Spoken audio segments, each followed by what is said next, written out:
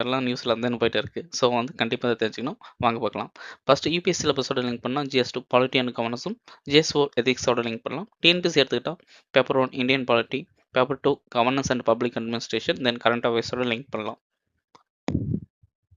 நியூஸ்ல சொல்லியிருந்த important points பார்க்கலாம். இஷ்யூஸ் இந்த நியூஸ்.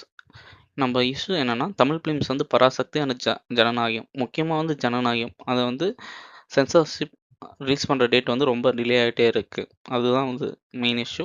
இத வந்து என்ன ரைஸ் பண்ணுதுன்னா, ownership, ad hoc decision making of central board of film certification அவங்களுடைய கெப்பாசிட்டி வந்து டவுட் பண்ற மாரியே இருக்கு.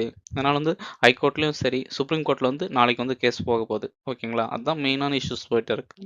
சரி, சிபிஎஃப்சியோட ரோல் என்னன்னு பார்க்கலாமா? இது வந்து ஒரு ஸ்டாச்சுட்டரி பாடி. சினிமாட்டோகிராஃப் ஆக்ட் கீழ வந்து கேட்டிருக்காங்க. ஃபிலிம்ஸ் வந்து கேட்கலாம். என்னுடைய ஃபங்ஷன்ஸ் வந்து என்னன்னா, integrity of state, public order, decency and morality அந்த ஃபிலிம்ல இருக்கா? அது மாதிரி செக் பண்றது தான். இத வந்து சர்டிஃபிகேஷன் பண்றது தான் இதனுடைய ஜாப். சென்சார்ஷிப் பண்றது இதனோட ஜாப் இல்ல. இப்போ வந்து கீ கன்சர்ன்ஸ் என்னென்ன இருக்குன்னு சொல்லியிருந்தாங்கன்னா, excessive and rushed cuts affecting the historical narratives. அதாவது நம்ம தமிழ் படம் வந்து பராசக்தியில வந்து ஒரு சில சீன்ஸை லிங்க் பண்ணா, அது வந்து நம்ம ஹிஸ்ட்ரியை வந்து அஃபெக்ட் பண்ற மாரி இருக்கும். தமிழ் ஹிஸ்ட்ரியை வந்து மறக்காது. அதே மாரி ஜனநாயகம் படம் ரிலீஸ் ஆனதுனால, மேபி அதுலயும் வந்து ஏதாவது ஹிஸ்ட்ரி ஈவென்ட் ஏதாவது இருக்கலாம். அதெல்லாம் மேபி ரிமூவ் ஆகறதுக்கு வாய்ப்பு இருக்கு. அது மாரி சொல்லியிருக்காங்க. Last minute intervention by CBSE chairperson. படம் ரிலீஸ் ஆக போகுது. அது மாரி அந்த கண்டிஷனை வந்து இன்டர்வென் பண்றதுனால, அது மாரி வந்து இஷ்யூ வந்து இருக்கு. மத்த படத்துக்கு அது மாரி இன்டர்வென் பண்றதில்ல. தென் வந்து டிரான்ஸ்பரன்சி அண்ட் ஃபிக்ஸ்டு டைம்லைன்ஸ்.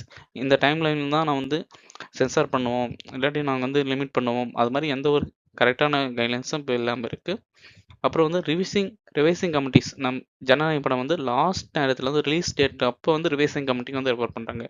படம் வந்து ஆல்ரெடி தந்துட்டு இருப்பாங்க. ஆனா வந்து ரிவைசிங் கமிட்டி கிட்ட வந்து தர்றதுனால லேட்டா வந்து ரெஃபர் பண்ணியிருக்காங்க. இதனால வந்து ப்ரொடியூசர்ஸ்க்கு வந்து ஃபெஸ்டிவல் டைம்ல வந்து ப்ரீவியஸ் வீக்கே ரிலீஸ் பண்ணியிருந்தா சாட்டர்டே, சண்டே அது மாரி வந்து நெறைய வந்து இது பண்ணிப்பாங்க. நெறைய பேருக்கு வந்து மண்டே, டியூஸ்டே வந்து லீவ் பண்ணியிருப்பாங்க. அதனால வந்து கலெக்ஷன் வந்து நெறைய இருக்கும்.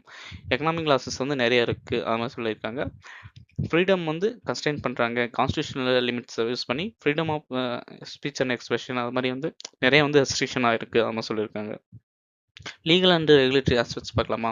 இப்போ கரண்ட்டா வந்து சினிமாட்டோகிராஃபி கிளாரிஃபிகேஷன் ரூல்ஸ் 2024 தான் ஃபாலோ பண்றாங்க. அதுல வந்து என்னன்னா, சேர்பர்சனுக்கு வந்து பவர்ஸ் தராங்க.